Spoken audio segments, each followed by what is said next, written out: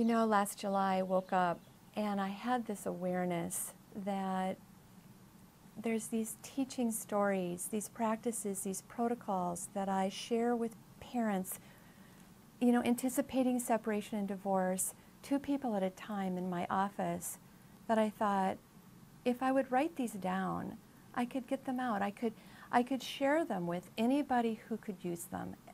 And suddenly it was like, well, and why wouldn't I?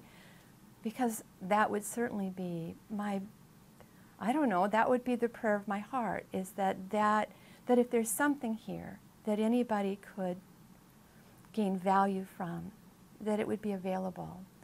And so I literally sat down and thought, okay, well, if I were going to write it down, what would the chapters look like? What would the content areas be? And honestly, in 2 hours, it sort of spilled out.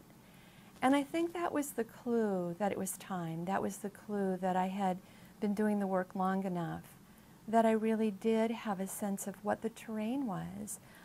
I do know some about how parents walk from that very first fearful moment of, am I really going to do this, to the end game where we're there, we've arrived, we've restabilized, we're in 2 homes, our kids are okay, and so are we.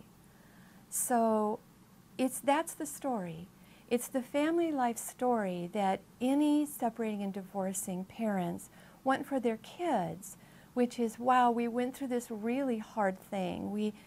We decided to divorce, and yet we emerged in such a way that our kids are doing great, and we're okay, and we're walking forward, and we're proud. And we know how to come back together for a 8th grade graduation or a baby naming or all the things that may bring us back into the same room.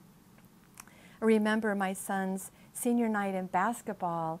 His dad and I often sat on opposite sides of the gym, but when it came to that night to honor that senior, there we were, both of us with our arms around him, our arms actually touching each other on his back, prouder than ever as co-parents of an amazing young man.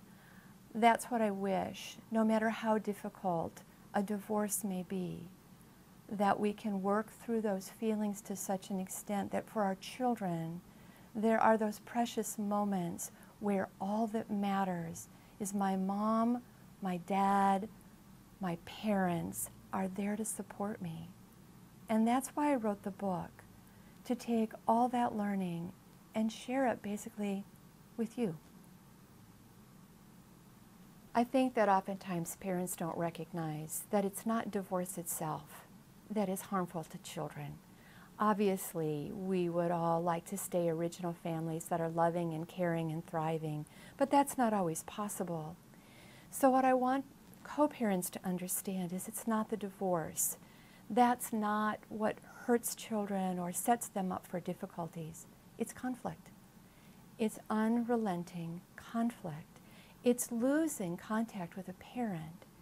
It's the inability to feel safe, staying in the rhythm of growing up and loving both of your parents openly and honestly without feeling shame or tension or like somehow you're hurting your other parent. That's really crucial for kids. You know, whether parents are divorcing and separating, the whole rhythm of life for kids continues forward. And is there a bump? Sure. But the fact of the matter is, in that bumpiness can grow resilience. And that's what we teach in the book, is how to raise well-adjusted and resilient and resourceful kids, even in the face of a family change.